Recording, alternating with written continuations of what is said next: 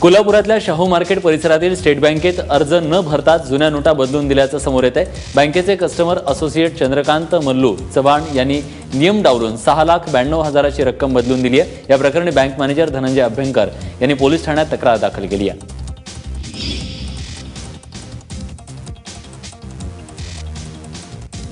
26 डिसेंबरपासून गोंदिया जिल्ह्यातील सर्व beer bar cashless होणार आहे। केंद्र सरकारच्या निर्देशानुसार कॅशलेस व्यवहार करण्यासाठी जिल्हाधिकाऱ्यांनी हे आदेश दिले आहेत। जिल्ह्यातील सर्व हॉटेल्स, दुकानं, पेट्रोल पंप, रेशन दुकानावर स्वाईप मशीन आणि मोबाईल इंटरनेट बँकिंगचा वापर करण्याचं आवाहन जिल्हाधिकाऱ्यांनी केलं आहे। अहमदनगरच्या जेऊरमध्ये बँकेतील रांगेच्या वादातून 2 गटात तुफान हाणामारी झाली। वादानंतर या टोळक्याकडून दगडफेक करण्यात आली। या दगडफेकीत 5 ते 6 जण जखमी झालेत। पोलिसांनी 10 ते 15 जणांना ताब्यात घेतलंय। वर्ध्यातील कारंजामध्ये एटीएम बंद असल्यानं संतप्त झालेल्या नागरिकांनी एटीएमला हार घालून श्रद्धांजली वाहिली।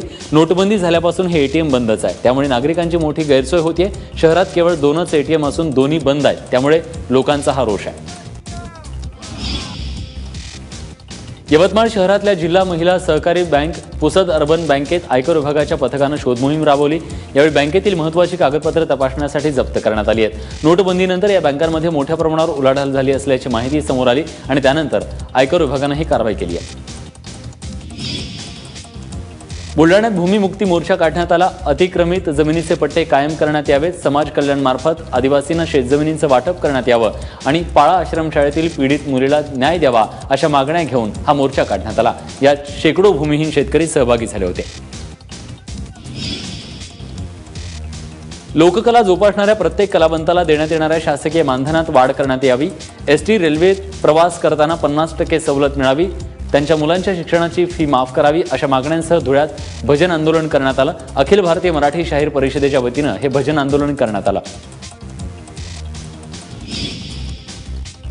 अॅट्रॉसिटी कायदा अधिक कडक करण्यात यावा या मागणीसाठी हिंगोलीत बहुजन संघर्ष मोर्चा काढण्यात आला। या मोर्चात मोठ्या संख्येनं भीमसैनिक सहभागी झाले होते। अॅट्रॉसिटी कायदा दलितांच्या संरक्षणासाठी आहे, कोणालाही त्याला हात लावू देणार नाही असा इशारा यावेळी देण्यात आला। नोटाबंदीने चलन टंचाई निर्माण झालेली असताना खासगी मायक्रो फायनान्स कंपन्या चुकीच्या पद्धतीने कर्जवसुली करत असल्याच्या निषेधार्थ सांगलीतल्या महिला गटांनी एकत्र येत थाळीनाद मोर्चा काढला।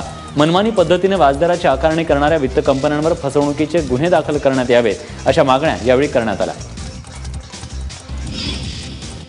यवतमाळ जिल्ह्याच्या सिंचन विभागातील कर्मचाऱ्यांनी आपल्या विविध मागण्यांसाठी लाक्षणिक आंदोलन केलं।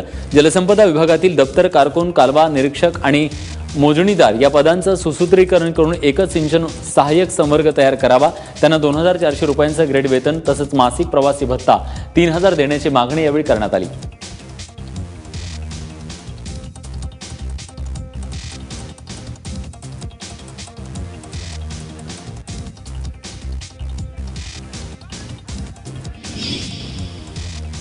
सोलापुरातील अवैध वाळू उपसा विरोधात आंदोलन करण्यात आलेलं आहे। या उपसा विरोधात शरद कोळी आरटीआय कार्यकर्त्याचं पोलीस संरक्षण काढून घेण्यात आलंय। 2012 साली त्यांच्यावर जीवघेणा हल्ला झाल्यानंतर कोर्टाच्या आदेशानं त्यांना सशस्त्र पोलीस संरक्षण देण्यात आलं होतं, मात्र 10 दिवसांपूर्वी हे संरक्षण काढून घेण्यात आलंय।